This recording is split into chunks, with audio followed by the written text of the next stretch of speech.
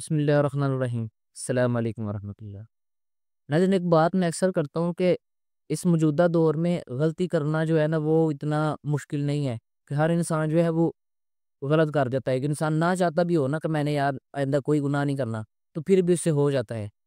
لیکن بات یہ ہے کہ غلط کو غلط کہہ کر کرنا، گناہ کو گناہ سمجھ کر کرنا اور اس کو صحیح سمجھ کر کرنا، اس میں بہت بڑا فرق ہے۔ یہ بات میں اکثر کرتا ہوں کہ اگر آپ نے غلطی کرنی ہے تو آپ غلط کو غلط سمجھے کہ یار میں یہ کر رہا ہوں لیکن یہ غلط ہے، چاہے آپ دل سے کر رہے ہیں جیسا بھی کر رہے ہیں لیکن اس کو غلط سمجھ کر کریں۔ یہ میں بات اس لیے کر رہا ہوں، آپ یہ ویڈیو دیکھیں پہلے۔ یہ ہاتھ بنے ہوئے ہیں، یہ دعا کے لیے ہاتھ اٹھے ہوئے ہیں ایسے کر کے، یہ دعا کے لیے ہاتھ اٹھے ہوئے ہیں۔ سینٹر میں میری ماں آ گئی، یہ اوپر سورج ہے، یہ سورج ہے اور یہ شعائیں نکل رہی ہیں۔ اس کو جنت سے الحمدللہ الحمدللہ جنت سے ترجیح دی ہے، مطلب بادل بنائے گئے ہیں، ٹھیک ہے۔ یہ ہاتھ، یہ انگوٹھا، یہ چار انگلیاں، یہ انگوٹھا، یہ چار انگلیاں، سینٹر میں میری ماں کی فوٹو اور اوپر یہ پورا جنت کا ٹچ دیا ہوا، یہ بیچ میں سورج، ٹھیک ہے۔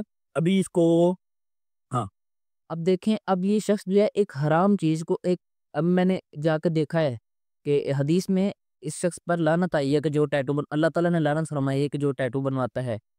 لیکن یہ شخص ایک حرام چیز کو وہ کرنے کے لیے، اس کا دفاع کرنے کے لیے، اس کو ثابت کرنے کے لیے کہ میں نے غلط نہیں کیا، اس کو کس طرح اس کو گھما رہا ہے کہ یہ ہاتھ ہیں، یہ دیکھیں، یہ وہ سورج ہے، یہ میری ماں ہے، یہ اوپر شعائیں ہیں، اور اس نے اتنی غلط بات کی ہے۔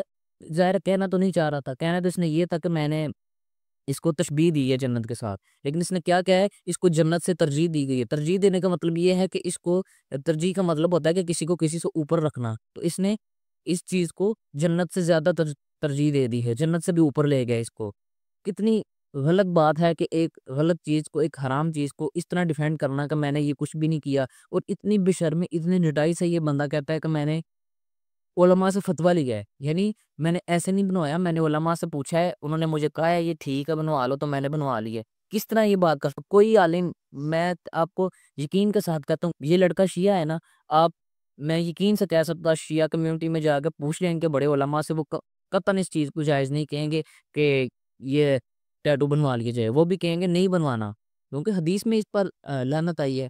تو کیسے یہ شخص اس کو ڈیفینڈ کر سکتا ہے؟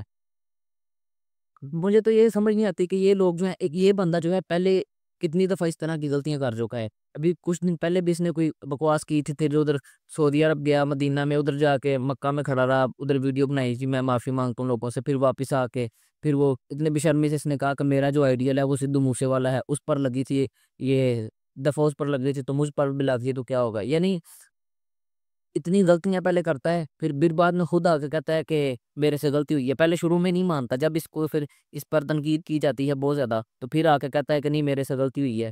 تو اس کو شرم حیا خود آنی چاہیے کہ بندہ ایسے کام کرے ہی نہ کہ جن میں بعد میں پچھتانا پڑے۔